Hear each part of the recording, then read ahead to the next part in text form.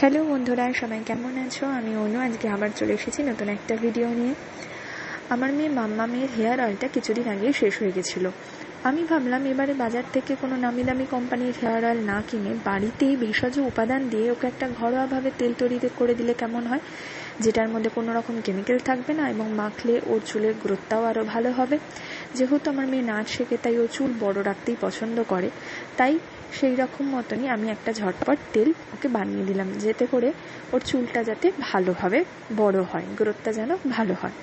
তো এই তেল বানাতে আমার যে উপাদানগুলো লেগেছে সেগুলো খুবই সহজেই আমরা বাড়ির কাছাকাছিই পেয়ে যাব বা অনেকের বাড়ি থেকেও পেয়ে যেতে পারি।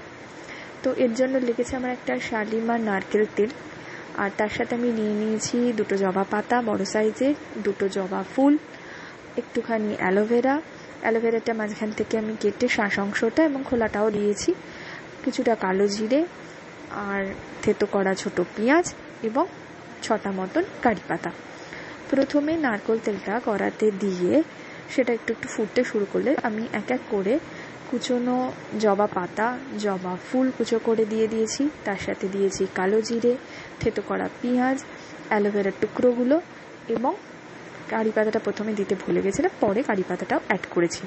এই সমস্ত উপকরণগুলো দিয়ে তেলটাকে মিডিয়াম টু হাই ফ্লেমে কিছুক্ষণ ফুটতে দিতে হবে।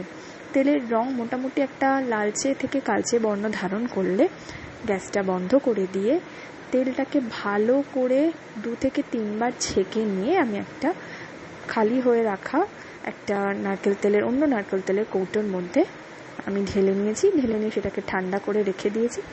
ঠান্ডা হয়ে গেলে সেটাই মেয়েকে মাখাচ্ছি। এখন স্ক্যাল্পে এটা প্রত্যেক দিন আমি সারা মাথারই স্ক্যাল্পেতে আমি এটা দিয়ে ভালো করে ম্যাসাজ করে দিই 10-15 মিনিট, তারপরে আমি ওকে স্নান করাই। তো এই হলো তেলের রেসিপি। তোমরাও চাইলে এটা বাড়িতে বানিয়ে রাখতে পারো এবং শুধু ছোটরা বলে নয়, মাথায় যদি কারো চুল ওঠা, চুল পড়ার সমস্যা থাকে, চুল পাতলা হয়, তারাও এটা মাখতে পারো ডেলি, এবং এটায় মাখলে আশা করি সবাই ভালো ফলই পাবে।